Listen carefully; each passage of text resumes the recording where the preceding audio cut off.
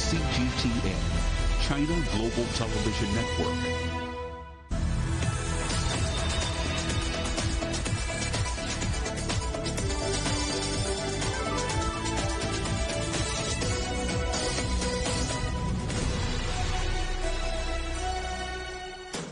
Live from London, this is Global Business. Hello, welcome to the programme. I'm Jamie Owen. And I'm Robin Dwyer. Our top stories.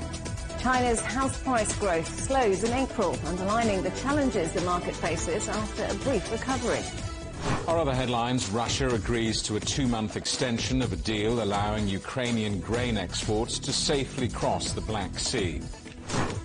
800,000 car industry jobs at risk in Britain unless the UK renegotiates Brexit. A blunt warning from industry giant Stellantis.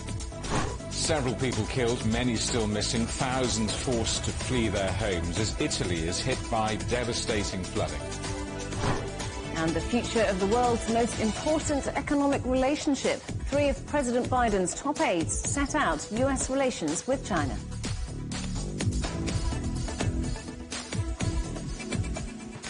China's President Xi Jinping has held talks with his Kazakh counterpart in the city of Xi'an ahead of a 2-day summit with leaders from Central Asia. President Xi and Kassym-Jomart Tokayev discussed the progress of diplomatic relations and forging solid ties for the future. Both sides agreed to boost trade under the Belt and Road Initiative and expand cooperation in energy, finance and technology. The leaders also witnessed the signing of several agreements. They'll join the heads of state from Kyrgyzstan, Tajikistan, Turkmenistan and Uzbekistan on Thursday for the China Central Asia Summit. Growth in China's property market is slowing, according to new data covering the first 4 months of the year. New home prices in the country's 4 top-level cities grew by just 2% in the year to April. All of those 4 cities, Beijing, Shanghai, Guangzhou and Shenzhen, showed a monthly rise of less than 1%, with Beijing performing slightly better than the rest. And crucially, investor enthusiasm appears to be cooling as well. Overall investment in urban construction projects has fallen by 6.2% year-on-year. Well, Zan Kwek is Regional Director and Head of Greater China at Salboy Group. Welcome to the programme. So what do you make of these figures and what they say about China's property market? Despite modest month-on-month growth in April, it's encouraging to note that the first-tier city home prices have actually experienced year-on-year growth for the 4th consecutive month. The dip in figures were attributed by a decline in the second-tier cities, but demand for homes in first-tier cities remains robust. Housing price expectations is still a consideration behind home buying confidence, which is evident in the surge in second-hand home viewings within the bigger cities just a month before. An increase in disposable income for the average Chinese worker will attribute higher spending power, which is why a boost in the broader economy plays a part in determining home buying trends. When you look at China's property sector, it's so important both to the domestic economy and globally, isn't it? What measures do you think we might see to cement its stability? China's property market has shown signs of stability and stabilizing. The deleveraging drive, especially since 2020, has played a huge role to sweep away housing bubbles and bolster the sector's recovery in 2023. Various measures are constantly implemented to further support stability both on the demand and supply side of the market. So demand that was previously suppressed by COVID-19 is being released now, which is why we can continue to expect this upturn to maintain. Evidently, we've seen a steer away from speculative demand and investment buying, as you mentioned earlier. So factors like urbanization and infrastructural development also continue to contribute to the market's resilience. What about concerns on developers who've defaulted? Where are we with that? There have been measures in place to address risk resolution. These include increased regulatory oversight, tighter lending standards, and efforts to ensure orderly debt resolution processes. Easing certain financing conditions have also attributed to a positive shift in the financing landscape, providing a favorable environment for developers. Private equity funds that have been roped in to revive the housing market similarly face thresholds designed to ensure that investors can manage the risk inherent with these typically large-scale long-term funds. So with ongoing policy support and recovery efforts, developers are expected to regain their liquidity and confidence, fostering a positive outlook for the property market. Zan Kwek from Salboy Group, thank you very much for talking to us today. Thank you. Hungarian beef farmers are showcasing their produce at the trade fair for the first time. They say exports of red meat to China have been booming since Budapest and Beijing signed a trade deal back in 2016. Our correspondent Pablo Guterres reports. It all starts in Hungarian ranches like this one, where blonde Diakitin cattle are bred under the highest standards. Blondes, as farmers typically call them, can weigh up to 900 kilograms when fully mature, more than many other species. That's important for beef traders, who say when butchered, the carcasses contain more meat, enabling them to produce higher quality meat cuts. We can satisfy our Chinese customers' demands. There are unique cuts they request. Sometimes they want a certain amount of fat left on the bones, or cuts that are different from those requested in Europe. We can provide that. Janusz Hajdu is the general manager of one of Hungary's producers licensed to export red meat to China. He says trade has boomed since Budapest and Beijing signed an agreement in 2016. Every year we double our exports. This year we're on course to deliver 100 containers of beef to China. Despite the sales boom, Hajdu says the Chinese market has a huge growth potential, which is why he's leading a delegation of meat producers from Hungary on their first visit to the Central and Eastern European Expo being held in Ningbo. Well-fed Hungarian cattle and quality cuts are proving popular in China, but only 3 slaughterhouses in Hungary have the necessary permits to export their products to China. Slaughterhouses and beef providers are saying that they want to catch up with the high demand.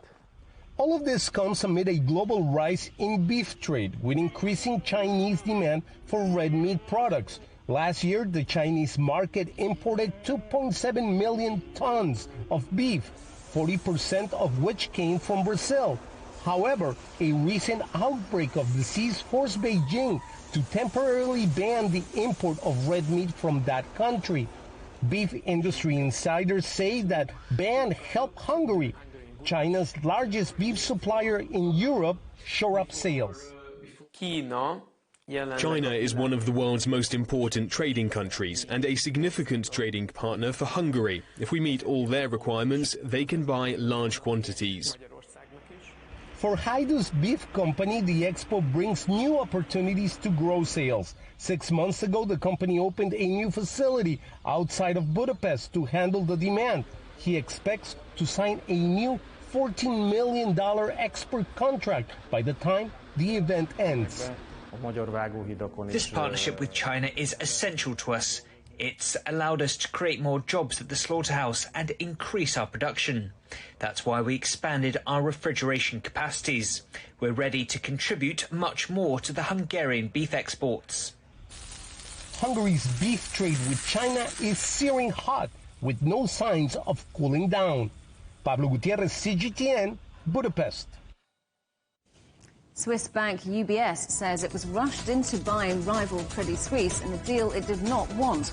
UBS says it had less than 4 days to conduct due diligence on the deal because of the circumstances.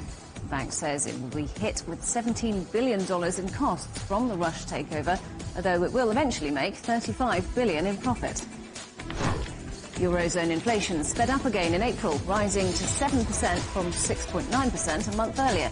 That's as rising services and energy costs outweighed a slowdown in food price rises. The increase is being blamed on higher wage costs. Chinese tech giant Tencent has posted its fastest jump in quarterly revenue in more than a year. The company says it benefited from solid recovery in domestic consumption in China and stronger gaming revenue. First quarter revenue came in at $21.7 billion. The car maker Stellantis has warned British car plants will close with hundreds of thousands of job losses unless Brexit is renegotiated. The UK firm says it could face tariffs on exports to the European Union from next year when tougher post-Brexit rules take effect. The British government says it's in talks with the EU to try to find a solution. Stellantis is the world's #3 car maker by sales and owner of 14 car brands, including Vauxhall, Peugeot and Citroën. Well, let's talk to David Bailey, a Professor of Business Economics at Birmingham Business School. David, in simple terms, what's the story here? What's the problem? So, as part of the trade and cooperation agreement between the UK and the EU, tariffs are avoided as long as local content rules are complied with. So you need a certain amount of content in stuff that's made and traded to qualify. Now, usually that's 55%. There was a special agreement negotiated at the last minute for electric vehicles, recognising that lots of stuff going into electric cars, battery components, raw materials, comes from Asia, including China. So that the local content figure was set much lower, about 40% for the electric vehicle and 30% for batteries. That tightens up, though, from the beginning of next year. It gets much tougher. And from the beginning of 2027, the battery has to be made in the EU or the UK. Now, if car makers can't meet those targets of more local content, they will have to pay tariffs when the car is traded between the UK and the EU. That's the essence of the problem. Car makers can't meet the tight rules that are coming in. So what's the fix? What has to happen? UK government has to bend these rules or what? Well, the UK government can't do it unilaterally. Remember, this was an agreement between the UK and the EU. We both signed up for this. And in fact, the UK sold this as a big win. It said there's more flexibility in the short term for electric vehicles. So either there's an agreement, a renegotiation between the UK and the EU that gives a more gradual transition period, recognising that more content is coming from Asia and recognises the fact that battery supply isn't coming on stream quick enough in Europe and that there's been a spike in raw material prices. Now, either that happens or car makers have to pay 10% tariffs and electric vehicles are going to become more expensive. Is this more about the UK's failure to grow electric vehicle battery manufacturing than Brexit trade rules? It's a bit of both. That's a good question. So Brexit trade rules don't help. They add extra costs and complexity. They're difficult to comply with. On top of that, the UK has no real industrial policy to encourage big investment in these battery gigaplants in the UK. There's only one actually planned in the UK, up at Sunderland for Nissan by Envision, part Chinese company. About 40 being planned in the EU. But remember as well, massive investment in the US through the Inflation Reduction Act, encouraging investment in green technologies. $80 billion of investment has gone in there, including in making car batteries. So the US doing a great deal, the EU also going for industrial policy and backing battery making in a big way, as is China. The UK largely standing on the sidelines watching, now wondering if it's going to be able to hang on to its car industry. So is this about cap in hand asking for public money? I mean, when you read these headlines about 800,000 job losses, I mean, can that really be accurate, or is this a case of a private company asking for enormous amounts of public taxpayers' money? Let's be fair. So that 800,000 figure is a total number of jobs in the UK car industry. Nobody's saying they're all going to disappear. What Stellantis is saying, unless these rules are changed, it may look at the viability of its operations in the UK because they'll be at a competitive disadvantage. They won't be able to cope with 10% tariffs. And Stellantis aren't actually asking for any extra cash. They simply want more time to comply with the rules. There is a separate point, I think, about the fact that we need a much more active industrial policy to support battery making. That is going to require some serious cash. So far, the UK government hasn't said it will do that, although the Chancellor of the Exchequer said he'll wait and see what the EU will do before he responds. That's a bit late. The fear is that that may be a bit too late and a bit too little, as it were, kind of late in the day. Stellantis is obviously a major global manufacturer. Are we going to be back here talking about other big names in a couple of weeks, or is it just a Stellantis problem? No, I think it's an industry-wide problem. The European industry as a whole have been complaining about this since last year. So we're already kind of 6 months into them saying, look, we aren't going to be able to meet these rules.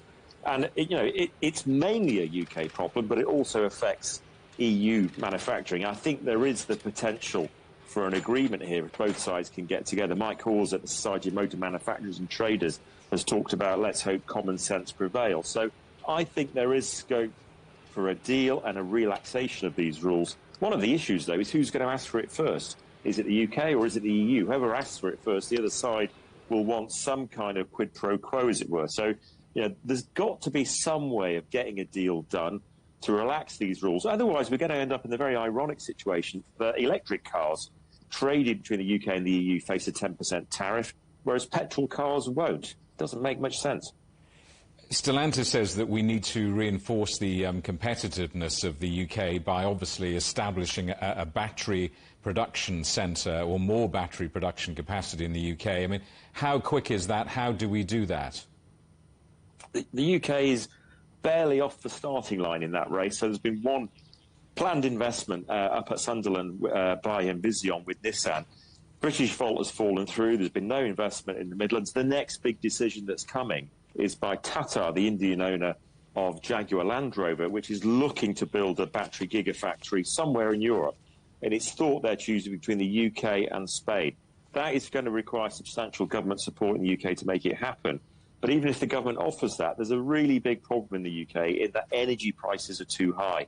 That puts off battery investors because making batteries is an energy-intensive business. So you've got a combination of Brexit rules, the lack of an industrial policy and high energy prices all combining together to make the outlook for kind of UK battery making pretty grim at the moment.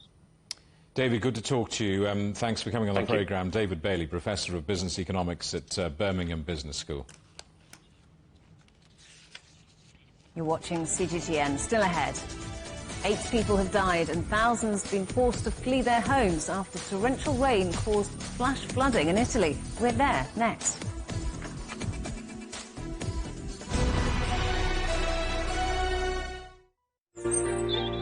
Ever wondered what's the difference between a bear and a bull market? Where are the cash cows? And who are the lame ducks? And what exactly are black swans?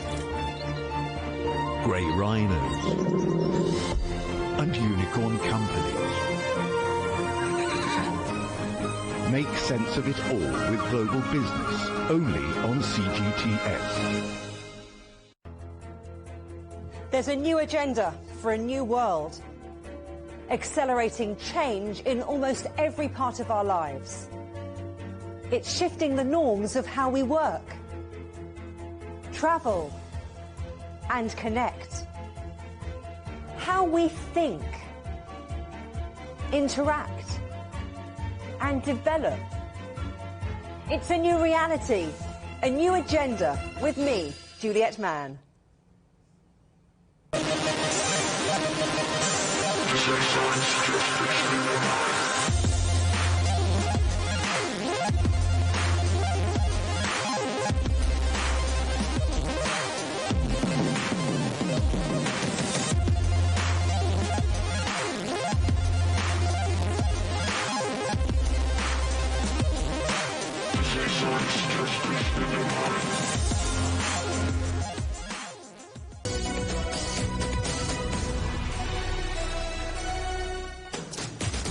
Welcome back to Global Business Europe.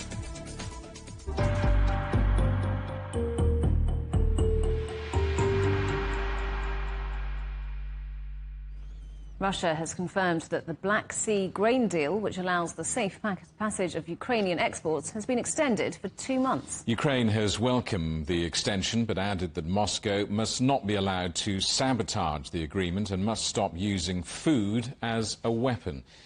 The United Nations and Turkey brokered the agreement last year to help tackle a global food crisis that has been aggravated by Moscow's war in Ukraine. Well, let's talk to our correspondent, Stuart Smith in Moscow. So, Stuart, there's been another extension for this grain deal.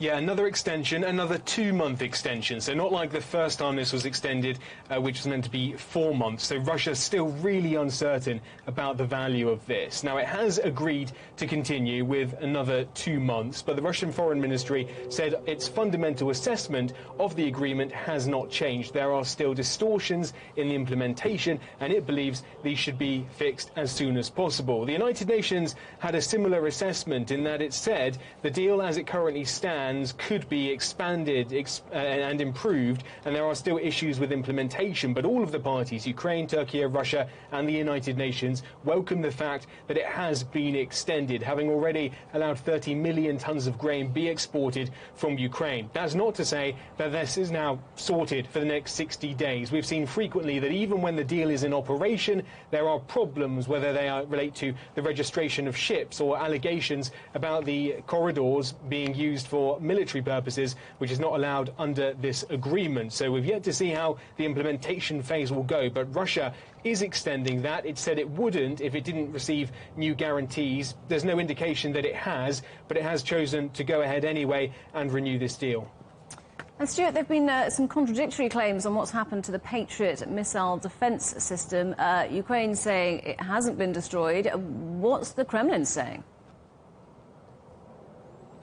Yeah, there are two parts of this. First of all, the Russian Ministry of Defense denies that it fired as many as 6 Kinzhal Dagger missiles to Ukraine, to Kiev, earlier in the week. So it says it fired fewer than that. It implies 2, actually, when you read the Russian Ministry of Defense statements. But then the other part is Russia claims to have destroyed all of its targets that it tried to destroy earlier in the week. And that included, what the Ministry of Defense says, was a United States Patriot missile system. Now, Ukraine says it's still operational, has refused to comment on whether it's damaged or not, but then there is this disagreement. Is one of 2 Ukrainian Patriot missile systems out of operation or not? Well, Russia says at least one is. Now, why it's so important when every day we get contradicting statements from Ukraine and Russia, it's because the Kinzhal missile system has been touted by the Russian president as unstoppable, invincible. It's impossible to protect against, he says, and so if that's not the case, that is a big change to the way that the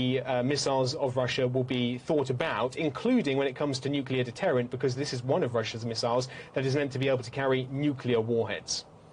Stuart, thank you very much. Our correspondent Stuart Smith in Moscow.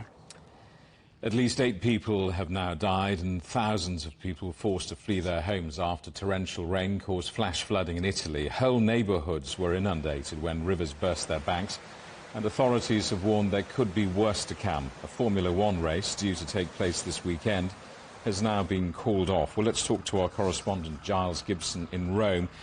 Giles, what's the government there saying? Well, Jamie, the president of the Emilia-Romagna region is saying that people should not go anywhere near rivers, and that if they happen to be in a building that is near one, that they should go to higher levels of that house or that building. But actually you have one local mayor in that region who is now saying that even higher floors of buildings are simply not safe. Just to give you some context really as to the amount of rain that has come down in some parts of northeastern Italy, some areas have had roughly half of what they get on average in a year in the space of just 36 hours, and that has meant that search and rescue teams have been sent scrambling to respond.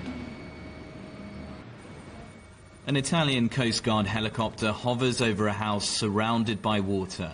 They spot a man up on the roof, desperately trying to escape. He's one of the lucky ones, as a member of the Coast Guard abseils down to pluck him from danger. Thousands of people have been evacuated by small boats from towns such as Forlì, where residents carried their pets away from the rising waters. Local authorities also found dead bodies in Forlì and 2 other towns. There's a cruel irony about flooding taking place here. This part of Italy has been suffering from drought in recent months after a winter with little rain and a hot summer last year.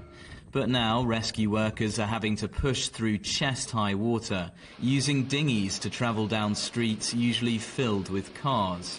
Meanwhile, an F1 race that was set to take place this weekend at the region's Imola racetrack has been called off The organisers said it's not possible to safely hold the event for our fans, the teams and our personnel. The decision came after Italy's Transport Minister, Matteo Salvini, had publicly called for it to be postponed. Meanwhile, there's more rain forecast in the coming days, meaning the homes of millions of residents are also now at risk.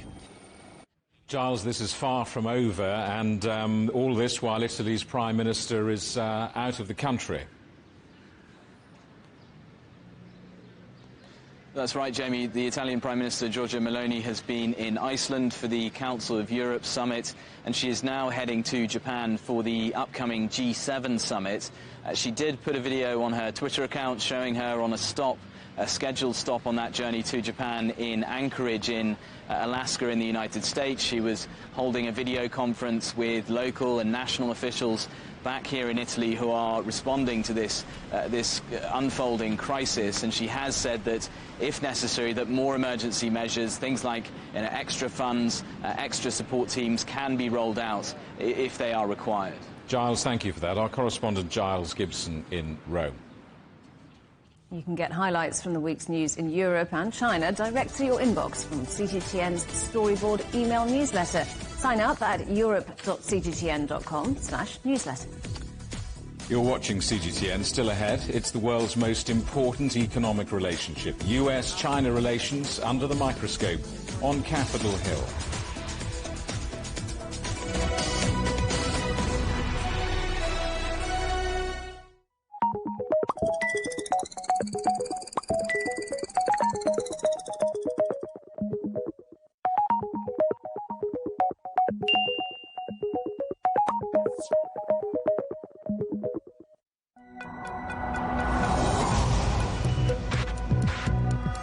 Each day, there are millions of stories.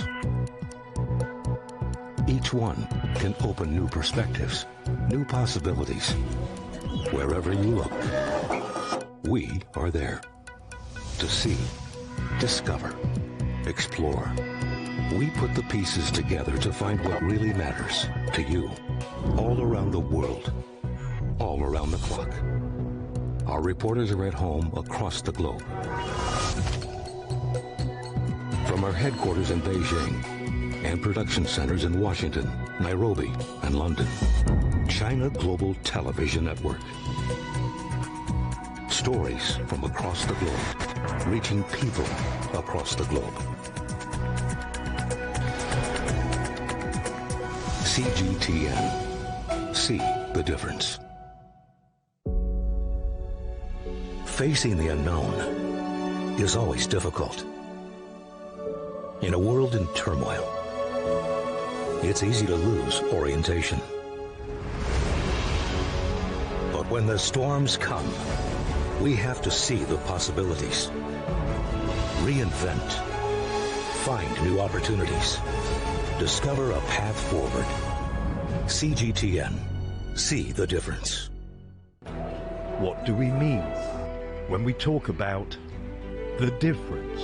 Brazen axe. The difference is in the detail, the background, Defense ministers from the wider angle and perspective of every story. Wherever the story may be. CGTN. See the difference.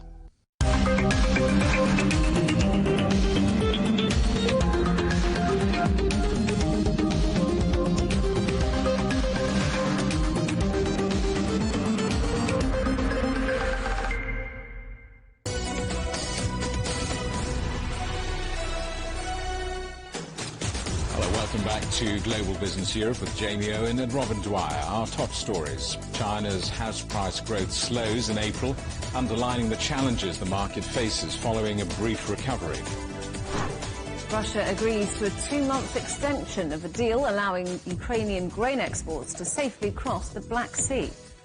And several people killed, many still missing, thousands forced to flee their homes as Italy is hit by devastating flooding. US President Joe Biden says he's confident that a catastrophic federal debt default will be averted. He said the talks with congressional leaders from both parties on raising the country's debt ceiling had been productive. I'm confident that we'll get the agreement on the budget, that America will not default. And every leader in the room understands the consequences if we fail to pay our bills. And it would be catastrophic for the American economy and the American people if we didn't pay our bills. Well, let's talk to our correspondent, John Terrace in New York. So, John, is the drama all over? Are we nearing a deal finally? Yes. Well, I wouldn't go that far, Robin. No, quite frankly, I'm afraid not. I mean, you have to remember, this is the TV democracy that is Washington, D.C., and the deadline is still, whatever it is, 15 days away. There's a huge chasm between them. I must caution you, there really is. I mean, there's a chasm on the issue of clawing back money from the states that they got for COVID, which went unspent. There's a chasm on the issue of permits for energy drilling, particularly oil. There's a chasm on various benefits issues as well. So we are still a long way to go. But hey, the words now at least are more sort of, appropriate. It looks like we might actually avoid a default if things go well, but of course they may not. Now the focus has switched now to the 2023 budget, which is the one that they've just recently put up Capitol Hill and which is being discussed. So the Democrats put the Biden budget through on the 9th of March, and then a couple of weeks later the Republicans passed a bill in the House which will never make it through the Senate for various reasons. So they're discussing those now rather than the money that's already been spent and been put on the company or the country's credit card. Now here's the reason that I'm partly optimistic and partly not. First of all, Speaker McCarthy, the most powerful Republican at the moment, has put more roadblocks in there. For example, he has called on the Democrats to stop the benefits for any able-bodied people who don't have children, because he wants them to get the Democrats to agree that they will make them work 20 hours a week, at least 20 hours a week. However, Biden is thought to be open to that as a possible negotiating tool. But McCarthy is telling CNBC, the business channel, this morning here that we will not have a default. America will not have a default. So you've got to believe that things are at least moving in the right direction. Biden took off for the G7 in Japan about 20 minutes ago at 16 hours GMT, just after 16 hours GMT. He says he's confident we'll get an agreement, as you just heard. He also did say these words. He said that I anticipate we won't get things done before I get back. So he's curtailing his trip. He's not going to Australia for the Quad meeting, and he's missing out on Port Moresby, which is the capital of Papua New Guinea in the Western Pacific. So he's not going there. They'll be very upset about that, by the way. So he'll be back on Sunday. In the meantime, the markets seem pretty sanguine about all this now, with the Dow up at the moment by about just under 1%, just around 200 points. So we're moving in the right direction, but this is America, and this is a country where there are only two political parties. I wouldn't expect any deal until at least next week when the president is back. So, John, also up for discussion on Capitol Hill, US-China relations, which came under the spotlight during a Senate hearing. What was said? Debating whether to pay its debts. I heard your response to... Well, the thing is, I heard you doing the intro just now, and you're right when you say it is the most important relationship in the world. It really is, the one between Washington and Beijing. Biden's been very, very tough on Beijing, though, much more so than we thought he would be. There's been plenty of anti-China legislation. There's plenty of anti-China chat on all American cable news. I mean, really quite seriously derogatory talk about China all the time here now. Now, yesterday, in a very rare appearance on Capitol Hill, we had three key cabinet secretaries appearing all together. This was before the Senate Appropriations Committee. In order of seniority, they were the Secretary of State, Antony Blinken, the Defense Secretary, Lloyd Austin, and the Commerce Secretary, who is Gina Raimondo. Now, Secretary Blinken was very, very blunt about China almost a year ago when he spoke at the George Washington University in Washington, D.C., and said China was the most serious long-term challenge for the international order, but said the U.S. wanted a rules-based new order, not a new Cold War. So yesterday, Secretary Blinken, speaking before the Appropriations Committee, outlined what he sees as real progress being made between Washington and D.C. at the highest diplomatic level. Take a listen. The Commerce Department is very focused on export controls, and we will be vigilant and aggressive as possible. We will protect what we must, but we want to trade where we can, and that includes with China. You know, we have no interest to decouple. Many jobs in America depend upon trade with China in things outside of technology, completely unrelated to our national security. And I do think it's important that you hear that from me, that we want to trade where we can. Yeah, Gina Raimondo that was. She is the Commerce Secretary, backing up exactly what Antony Blinken had to say, but taking it on a more sort of trade-weighted basis. And, of course, I'm talking about the relationship between DC and Beijing. The committee also heard how a debt default would impact the relationship militarily, diplomatically, economically, and also reputationally as well. And that's a big thing for Biden, who has actually got to go to this G7 now and admit to everybody that his country can't actually come to a debt-level agreement. The great irony, as I've said to all of this, is the importance of this relationship to all of us in the world now and in the future. Guys? John, thank you very much. That's our correspondent, John Terrett, in New York. The former boss of the failed US lender Silicon Valley Bank has apologized for its collapse, which sparked the worst banking crisis since 2008. Gregory Becker was addressing a Senate banking committee along with the boss of Signature Bank, which was also shut down in March after customers rapidly withdrew their money. Our correspondent Owen Fairclough reports. They were at the centre of some of the biggest bank failures in US history, but haven't spoken publicly until now. I never envisioned myself or SVB being in this situation. Within just a few hours, our depositors withdrew $16 billion from the bank. The former heads of Silicon Valley and Signature Banks before lawmakers to defend the turbocharged growth and investment misjudgments that contributed to their downfall. But former Silicon Valley Bank head Gregory Becker thinks the US Federal Reserve, one of the regulators, is partly to blame. The messaging from the Federal Reserve was that interest rates would remain low and that inflation that was starting to bubble up would only be transitory. Instead, inflation was spiraling to a 40-year high. And when the Fed began driving it down by raising its benchmark interest rate aggressively, SVB made huge losses on investments whose value drops as those rates rise. When the bank signaled it was in trouble, customers pulled nearly $42 billion in just 10 hours and were about to take out another $100 billion before regulators stepped in. At one point, $1 million was flowing out of SVB every second. To put that in context, when Washington Mutual Bank collapsed in 2008, depositors pulled a mere $19 billion, and that took 16 days. So SVB's collapse was fueled partly by two features of the smartphone era: social media, which accelerated the panic, and banking apps, which can move huge amounts of money instantaneously. And yet, if these executives are trying to deflect blame for their judgment, some lawmakers are incensed that SVB's leaders made millions from shares they sold before its collapse. The Federal Deposit Insurance Corporation, or FDIC, had to backstop all customer deposits beyond the $250,000 federal insurance limit. How much of the $40 million that you earned from loading up SVB Bank with risk are you planning to return to the FDIC? Senator, I know there's going to be a process review of compensation. I'll take that as a no. And this reckoning doesn't end yet. These executives will face further questions from lawmakers in the House of Representatives on Wednesday. Owen Fairclough, CGTN, Washington. Tesla's boss, Elon Musk, has warned of a difficult year ahead for the company and said EV makers were not immune to fluctuations in the global economy. Speaking at the annual shareholder meeting in Texas, Musk also said he would conduct an independent audit of mines that supply cobalt to Tesla for use in its batteries.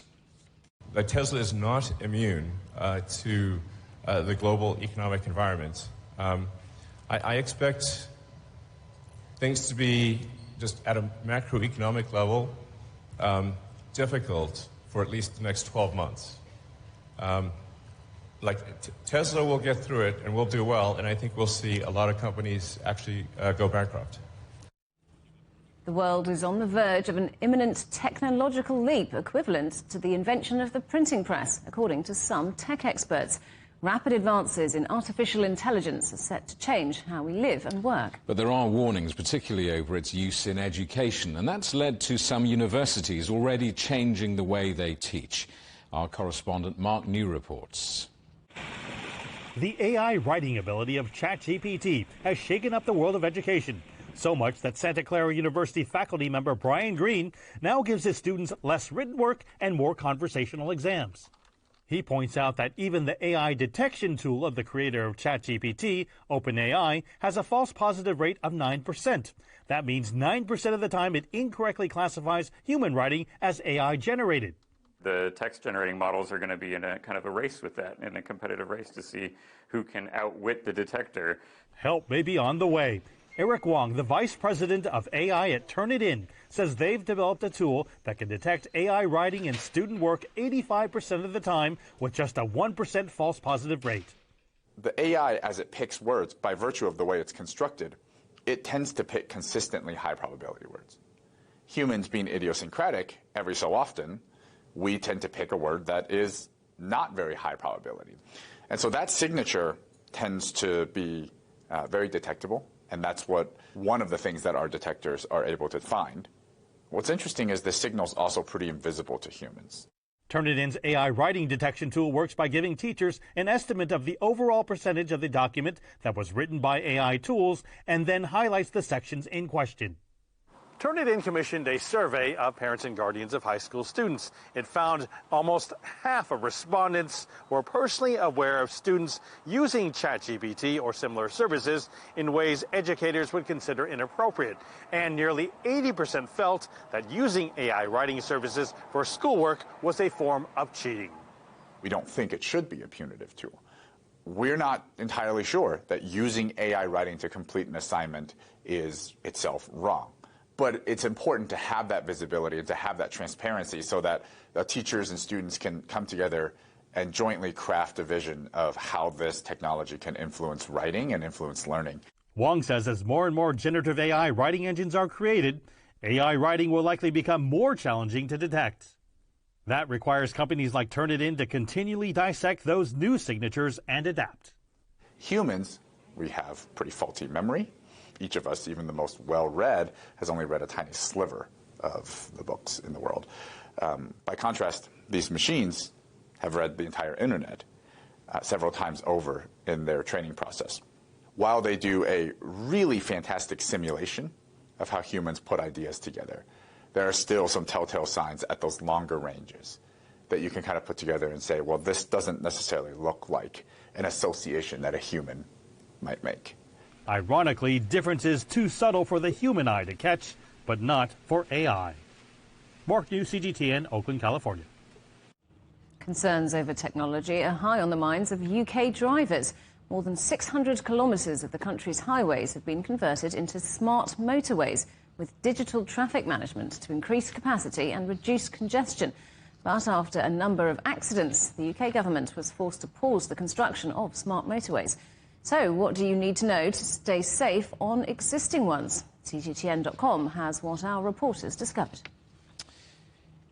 Turkey's main opposition party has filed complaints over suspected irregularities in Sunday's elections. The Republican People's Party is contesting thousands of votes, but has admitted they will not be enough to affect the overall result. President Erdogan's party and its allies secured a parliamentary majority, with Erdogan himself finishing ahead of his main opposition rival, but falling short of the necessary 50%.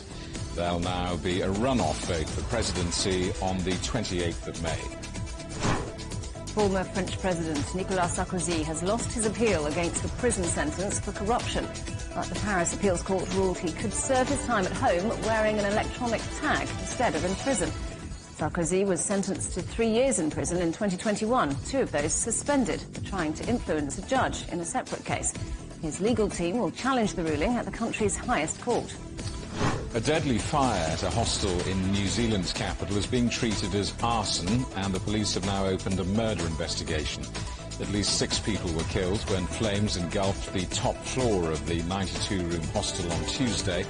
52 people were rescued. The damage from the fire has raised concerns over the building's stability, hampering recovery efforts. China is experiencing its first heat wave of the year, with temperatures in some areas soaring to 39 degrees. The scorching weather has triggered major cities to issue unexpected heat warnings. It comes just ahead of summer, which is worrying for agriculture. Experts say that crop damage could drive up food prices and put pressure on the economy. You're watching CGTN. Still ahead, we'll take you to Barcelona next, where the world's experts on hydrogen are gathering. We'll be finding out why it might play an important part in all our lives.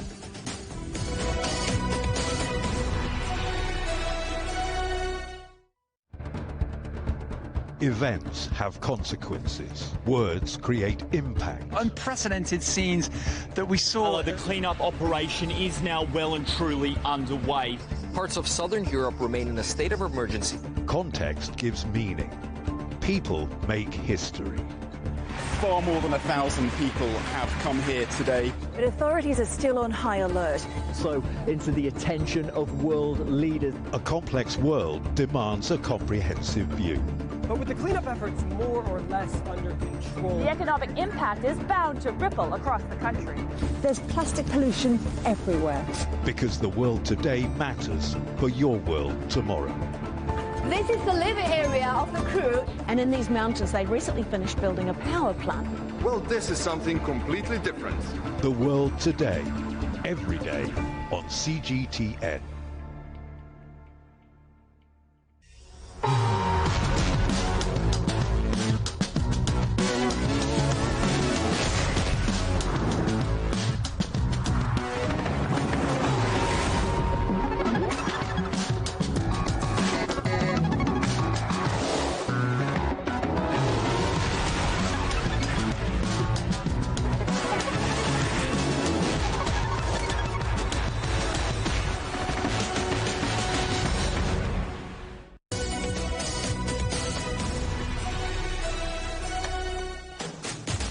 Hello, welcome back to Global Business Europe. All roads lead to Barcelona, where some of the world's top hydrogen experts are now gathering. It's an unprecedented meeting of governments and private sector aimed at accelerating the uptake of green hydrogen. Some countries, like Spain and China, are betting big on this clean energy. Our correspondent Ken Brown visited Europe's biggest hydrogen plant to find out more. The most abundant element on the planet. When hydrogen is burned, the only byproduct is water vapor. But hydrogen is locked inside molecules such as water and has to be separated, and that takes energy. So-called green hydrogen is made using renewable power like solar or wind. Transported in gas or liquid form, it has the potential to cut carbon emissions from heavy transport sectors like airlines, shipping and trucking. But it's not straightforward. The main problem with hydrogen is that it's the lightest element known in the periodic table, so it can leak through any pore or tiny breach. It's flammable and could ignite with a spark. What's tricky about hydrogen flames is that they're not visible, so it's important to have leak detectors. The largest hydrogen plant in Europe opened here in Puerto Llano last year, an hour train ride from Madrid, using support from the European Recovery Fund. The plant was designed to produce green hydrogen for industrial use. Solar panels generate up to 100 megawatts of power. That energy is split between supplying electricity to the grid and powering an electrolyzer, which helps produce hydrogen that powers the giant fertilizer plant next door. This plant uses electrolysis to split water into hydrogen and oxygen. It is costly, requiring huge investment, but industry leaders are hoping that the scaling up of this clean technology will lead to it becoming more viable worldwide. Green hydrogen has a funding gap. It's expensive, but we expect by 2030 to be more competitive due to the price of the equipment and also with the help of the subsidies expected from the Spanish government and the European Union as the Innovation Fund. A global green hydrogen race has already begun. Spain and France recently announced the Barmar pipeline from Barcelona to Marseille, envisioned to carry large quantities of green hydrogen from Spain and Portugal to mainland Europe. China is also investing heavily in the technology. It's still too early to say whether hydrogen will power the great green revolution, but investment and innovation are constantly pushing it towards greater viability. Ken Brown, CGTN, Puerto Llano. So you heard there from Ken about green hydrogen. The colour coding actually refers to how the hydrogen is produced. Hydrogen can be extracted from water molecules using electrolysis, which needs energy, of course. With green energy, that process is powered by renewable sources like wind or solar power. But hydrogen can be produced in a number of ways, and some of those processes do leave a carbon footprint, like green energy. Pink is produced by electrolysis, but uses electricity generated by nuclear power. Blue hydrogen is created when natural gas is split into hydrogen and carbon, but the CO2 is captured rather than being released. But making so-called grey hydrogen, despite using similar processes to blue, does involve the release of carbon into the air. Well, let's talk to Michael Lebray, the CEO of Lebray Associates, a clean energy transportation consultancy. Michael, welcome to the programme. Good to see you. I mean, some people, presumably like you, see hydrogen as crucial to the world to meet emissions targets. Some still have reservations, don't they? I mean, this is not cheap, clean or straightforward. Well, you need to count me amongst one of the people with the reservations, I'm afraid. No, but you have to start from where are we today, which is that we use 94 million tons of hydrogen in the economy every year, and it is grey hydrogen. It results in 2.3% of global emissions. So do we need clean hydrogen to clean that up? Yes. Will that be incredibly hard? Yes. Will it leave much clean hydrogen for anything else? Frankly, no. Where does hydrogen fit into the global energy transition? Can you give us an idea? Well, so, as I say, we are already using hydrogen. We're using grey hydrogen, even black hydrogen. In China, hydrogen sometimes made from coal, which is the worst of all. So the first thing that we have to do in the transition is solve the hydrogen problem. So what you've got down in Barcelona is thousands of people who think that hydrogen is the solution to all sorts of things, and your correspondent mentioned trucking and all sorts. But we've got a hydrogen problem we have to solve first. And, you know, where it fits in, if we can solve the hydrogen problem in things like fertilizers and in petrochemicals plants, which is where it's used, we then maybe can go on to do long-duration storage or steel or maybe some aviation fuel, some things that are really, really hard to do any other way. But, you know, when hydrogen is proposed for heating or for transportation, land transportation, cars, trucks, scooters, buses, trains, that is, frankly, nonsensical. And what about the timing? Why now? Why are we hearing about green hydrogen gaining in popularity now? What's significant about the timing? So in the last few years, we've seen incredible progress on the cost of wind and solar. Then we saw incredible progress on the cost of batteries, opening up electric transportation. So we've got a couple of things going on. One, we've become very confident that we can push down the cost of electrolyzers, the equipment made to make green hydrogen. And I completely agree we can. We can make very cheap green hydrogen. But the other thing that's going on is that we've realized that actually we use a lot of liquid fuels. There's a lot of gas used for heating. We actually use a lot of coal for heating. And wind and solar will not clean up those sectors. So we're sort of looking for something else. And then you've got this, you know, perfect confluence of, you've got this enormous hope that hydrogen will work. You've got huge levels of, frankly, ignorance about just how hard it is to handle, how difficult, how it embrittles metals, how, you know, your correspondent says when you burn it, it only produces water. Well, that's not true. It also creates nitrous oxides, a very powerful greenhouse gas in its own right. And we also have, in that confluence of things, we've got a lot of very big, very powerful companies that would love hydrogen to work because they sell natural gas and they can go on to perhaps take out the carbon and still sell something very similar. So they want it to work, and then they persuade a lot of politicians and very and naive people that it is the solution. And like I say, we've got to focus on the hydrogen problem first, which is fertilizers and petrochemicals plants using dirty hydrogen, before we go into these flights of fantasy about hydrogen as a solution. Michael, good to see you. Come back soon. Michael Lebré, CEO of Lebré Associates. Thank you. A social media craze has brought tourists flooding to the city of Zibo in China. Cheap barbecue food promoted by online influencers has brought in the crowds. The city also has an ancient heritage as the capital of porcelain. Our correspondent Huang Yichang reports. Since Zibo doesn't have any national renowned tourist attractions. This is the impression many had before its barbecue rose to sudden fame. These places are frequently heard in Zibo now, particularly after the launch of the special tourist bus routes. Aside from barbecue, it seems like the city is keen to offer more.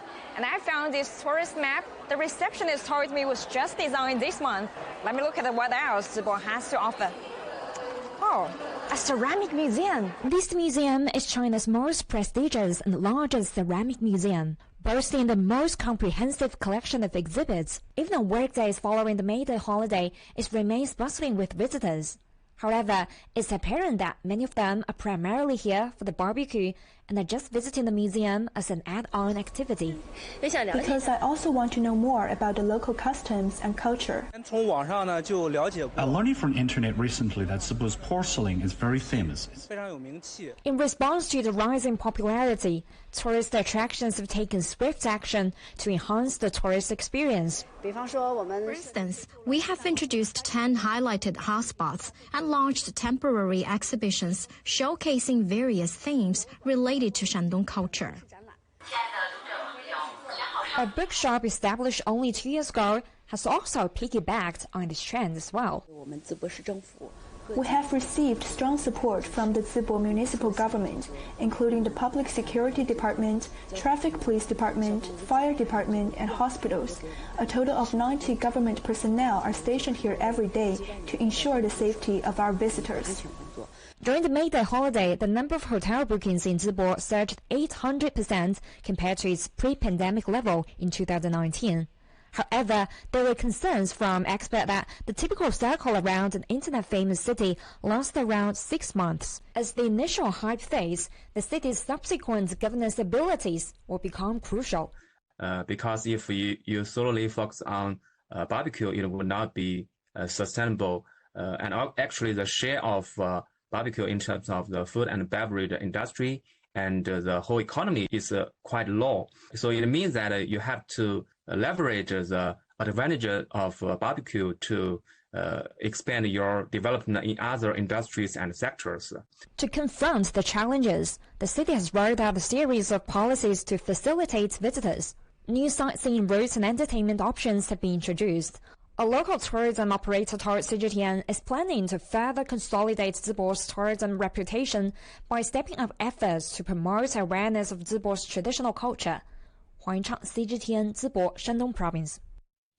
Well, as you've been hearing, the smoke-free barbecues of Zibo have become a viral sensation after influencers flooded the internet with photos and videos of their meals. Go to the CGTN Europe social media accounts to see them or search for #ZiboBarbecue. The headlines again. China's house price growth slows in April, underlining the challenges the market faces following a brief recovery. Russia agrees to a 2-month extension of a deal allowing Ukrainian grain exports to safely cross the Black Sea. And several people killed, many still missing, and thousands forced to flee as Italy is hit by devastating flooding. And that's it for Global Business Europe. Thank you for watching. Coming up next on CGTN, it's Africa Live. We'll see you again tomorrow, same time, same place. From all of the team in London, it's goodbye. Goodbye.